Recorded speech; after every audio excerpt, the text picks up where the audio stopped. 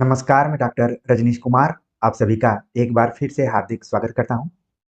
आज की video lecture में मैं आप सभी से कुछ निवेदन करना चाहूँगा, गुजारिश करना चाहूँगा कि तमाम परीक्षाओं के दृष्टिकोण से इस चैनल पर प्रैक्टिस सेट्स हमने कराए हुए हैं या फिर चैनल पर आपको मिल जाएँगे।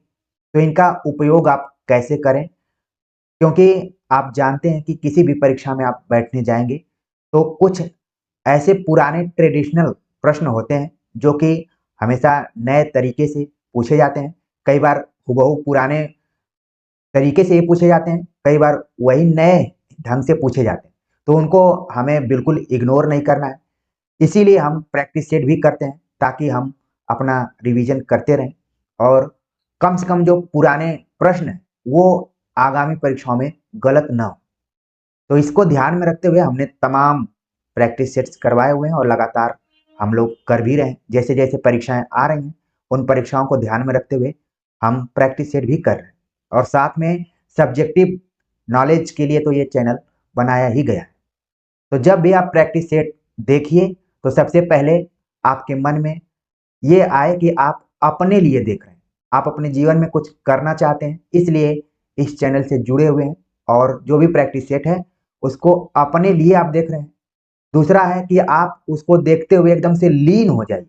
जिस तरीके से असाध्य वीड़ा में केशकम्बली प्रियंबद लीन हो जाते हैं, इसके बाद उनका जो अहम है उसका विलयन होता है और फिर बीड़ा बजने भी लगती है और उसका स्वर सभी लोग अलग-अलग ढंग से सुनना शुरू कर देते हैं।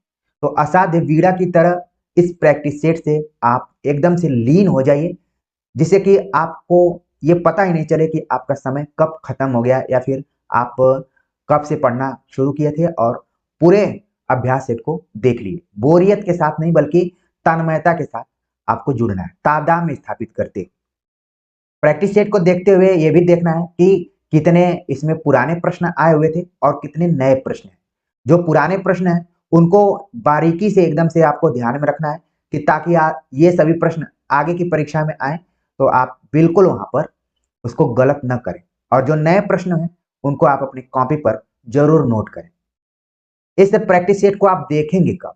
इस प्रैक्टिस सेट को आपको जल्दीबाजी में, कहीं यात्रा करते हुए या फिर कहीं बाइक चलाते हुए, कार चलाते हुए नहीं देखना है।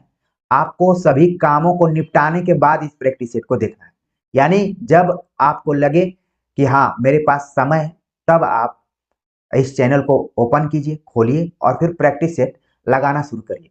सब कामों को निपटाकर आइडियल समय अगर देखा जाए, अगर आप ग्रामीण पृष्ठभूमि में रह रहे हैं, गाँव में रह रहे हैं, तो 8 बजे रात के 8 बजे के बाद से इस प्रैक्टिस सेट को देखिए।